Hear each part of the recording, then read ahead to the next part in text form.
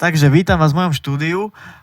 Je to asi pol roka po tom, čo sme ho postavili a stále sa nejak snažím ho nejak vylepšovať a dokupovať veci.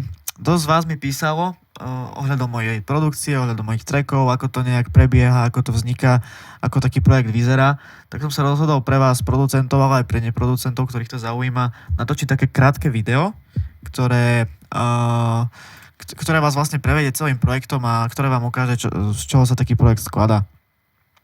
Konkrétne Euquid nie je až nejaký obsiahly projekt, je to nejakých 80 kanálov s tým,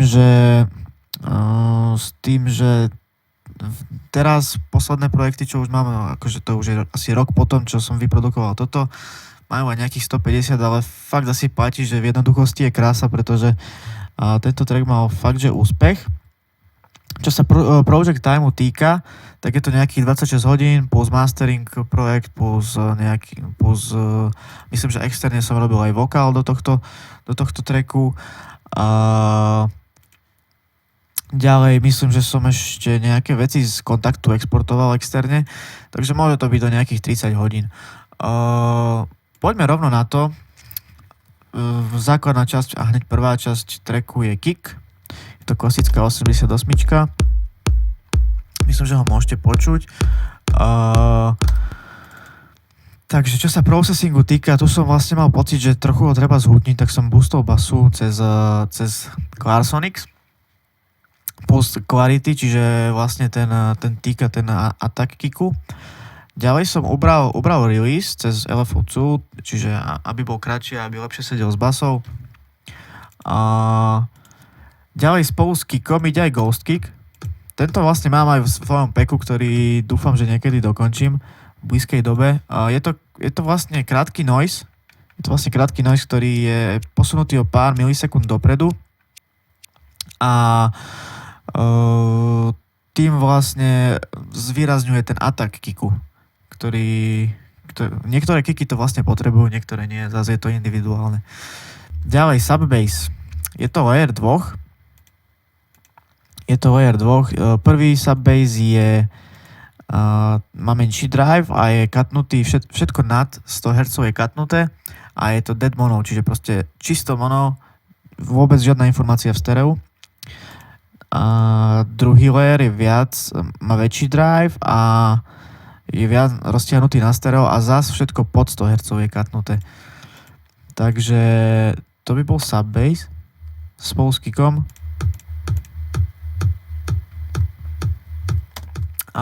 OK. Main lead v drope. Znie nejako takto, je to silent, je to upravený preset, myslím, že som sa hral iba s oscilátormi. Čo sa processingu týka, tak bez nejakých pluginov to znie nejako takto. Je to také fadné.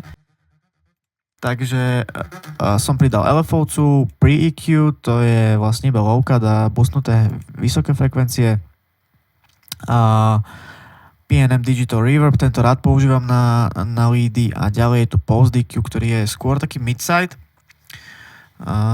Ako môžete vidieť, tu som použil vlastne frequency chart, je to taká tabuľka, to vám odporúčam si vlastne vytlačiť. Vyzerá to nejako takto, je to proste tabuľka frekvencií, ktoré sú špecifické pre nejakú tóninu. Toto je D-sharp, takže 311 Hz boostnuté do mona, ďalej 1244 Hz boostnuté a znížené okolo 230 Hz stereo a ešte boostnuté hightky.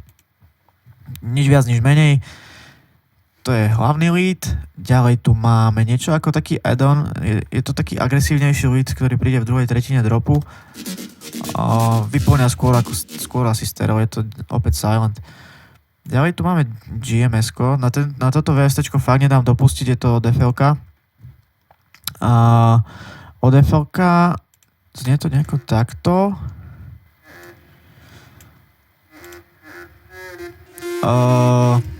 Processing je tam trošku brutálnejší. Toto je bez všetkých pluginov.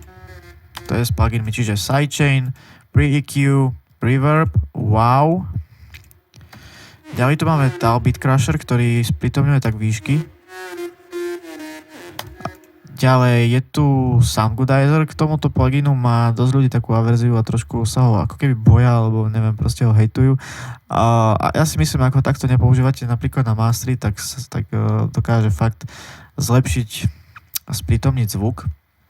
Samozrejme treba vedieť, kedy ho použiť a v akom množstve. To by bolo GMS-ko. Ďalej tu máme high staby. Midičko vyzerá nejako takto. Je to silent opäť a processing je tam vlastne iba low cut, LFO-cu trošku vlastne jemnejší sidechain a Valhalla reverb. Ďalej je tam, no jasné, toto je ďalšia taká rada, ak máte tieto reverbovské zvuky, staby, nejaké takéto Mist FX a takéto veci a chcete ten reverb dostať do povedomia a to proste telo reverbu fakt, že zvýrazniť, tak dajte reverb a až za neho kompresor. Tu mám napríklad APIčko 2500 stereo a fakt to, že vytiahne ten reverb do povedomia, ten tail je potom výraznejší. Ďalej tu máme v tretej tretine dropu niečo takéto. Je to ďalší layer s inou ešte melódiou. Najviac ho asi počuť v druhom drope.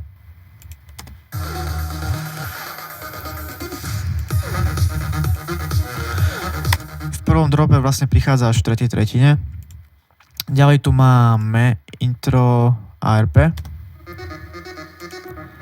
Sa vlastne automatizuje iba cutoff.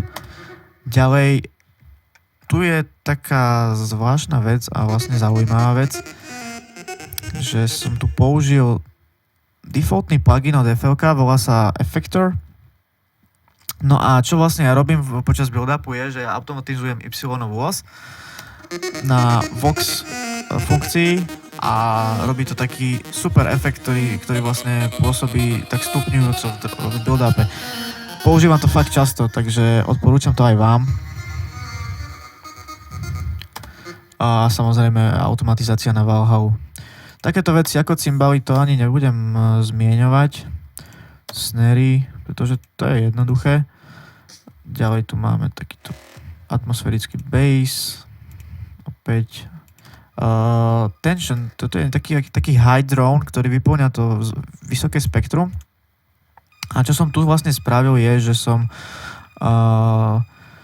použil LFO na pen automatizáciu. Čiže to ide zľava doprava a tým pádom to má taký lepší movement a ten track má lepšiu energiu. Neviem, či to môžeš počuť. Skúsim to zvýrazniť. Dobre. To by bol asi ten high drone. Ďalej tu máme niečo ako taký agresívny alarm. Je to Sennheiser pack, myslím, že som to upravil cez Isotope Trash, plus nejaké saturácie a myslím, že Ohmisit. V build-upe to ide vlastne, sa to stupňuje hore cez Sound Shifter. Ďalej tu máme atmosférický vokál, to sú jednoduché veci. Takéto, možno to normálny posluchač až tak nevníma, ale fakt, že to robí tých posledných 5 až 10% tracku a fakt to používam dosť často. Ďalej tu máme snary v build-upe, ktoré znejú nejako takto. Jednoduché. Ďalej tu máme klep v druhom vlastne build-upe. Ďalej takéto feely. To sú proste základné veci, toto ani nebudem nejako sa pri tom zastavovať. Bridge. Po drope príde vlastne táto časť. No a tu som vlastne použil tieto closed hi-haty. Ne, vlastne open hi-haty.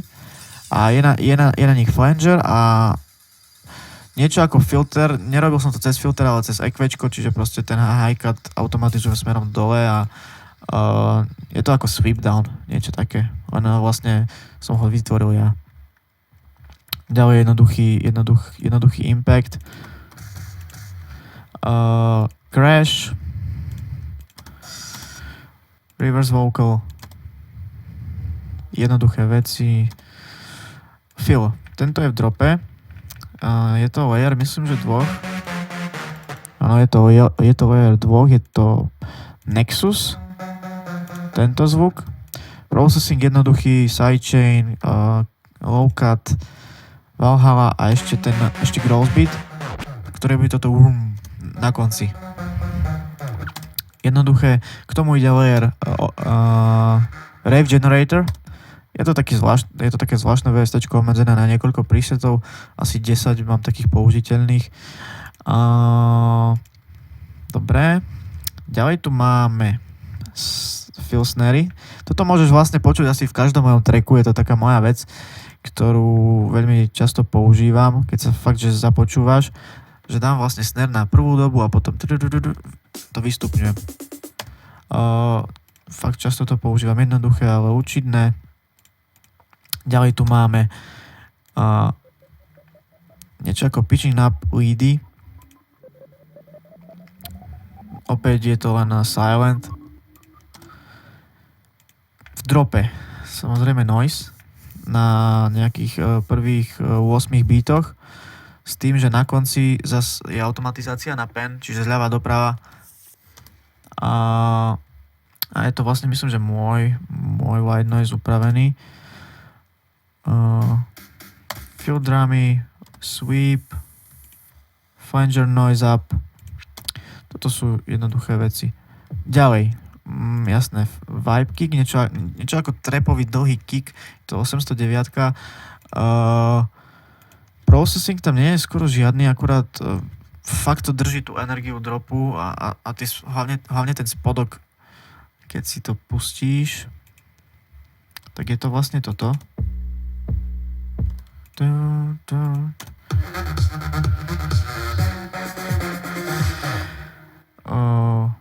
Toto robí veľa v celom tracku. Ďalej tu máme Noise FX, loop v breaku,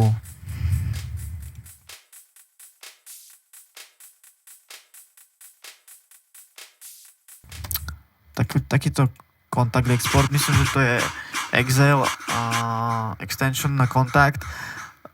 Všetky tieto takéto zvuky si exportujem, pretože kontakt žerie strašne veľa rámky a môj notebook to potom nezvládá, takže mám tu vlastne aj pack exportnutých vecí, ktoré používam potom v trackoch. Mám to pomenované podľa tónin a viem sa v tom orientovať. Ďalej alarm, weird shit, ale ja to takto mám rád. Ďalej sweep down, opäť contact export, myslím, že opäť exhale. Ďalej tu máme niečo ako reverse saw. Tento trik mám vlastne od Will Kea z jeho videí a z jeho walkthrough videí, čo robí. Je to normálny saw, to je z Ani, ale automatizujem vlastne stereo separáciu, čiže ide to úplne z mono do stereo a sa to takto rozťahuje. Veľmi zaujímavé, plus sa tu automatizuje volume a high pass, čiže takto. Break loop, jednoduchý loop, ale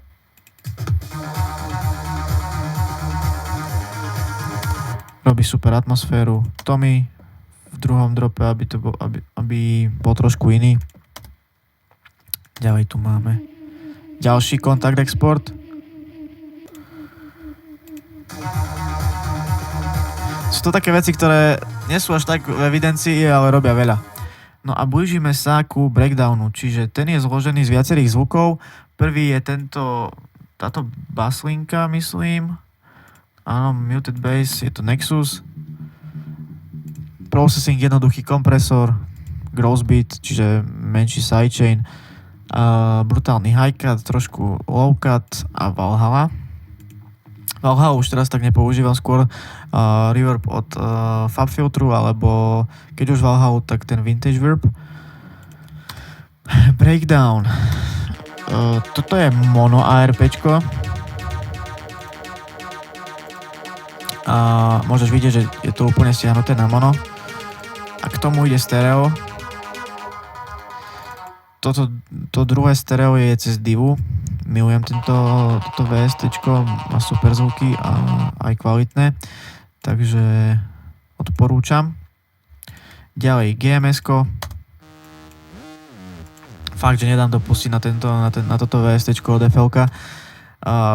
Dobrá vec na týchto FL-kovských je, že môžeš využiť túto slide funkciu a to vlastne robí to, že ty vieš ovládať ten pitch rovno v piano role, čiže povedzme dám to niekde tu.